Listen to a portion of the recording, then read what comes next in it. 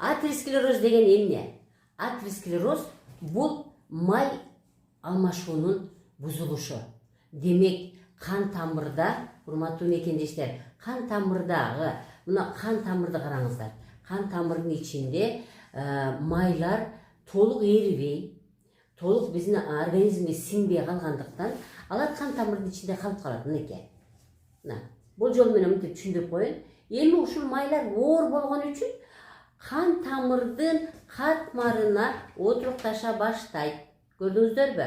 Атеросклероз деген сөз катып калуу, ушул жерге ботко болуп калуу, биринин үстүнө бири минип, биринин үстүнө бири отурукташып, цемент болуп калуу деген сөз.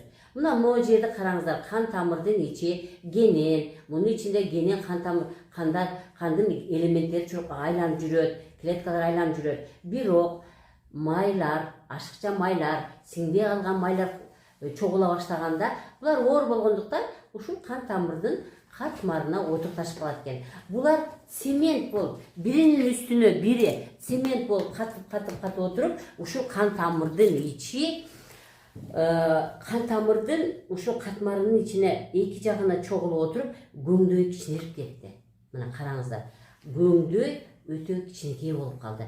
А бул жакта көңдөйдү карагыла. Мына муну биз таза кан тамыр дей турган болсок, бул болсо май алмашуу процессинин бузулушунун эсебинен мынакей липид, холестериндер, эрибей калган башка майлар баары биригип отуруп, кан тамырдын көңдөйүн кичинетип салды. Мына ушунун айынан кан бара турган жерге аз барып калат. Ал эми бул кайрадан эле дагы чогулуп отурган болсо, мына бүтүндөй кан тамырдын ичин каптап калганда тромб пайда болот.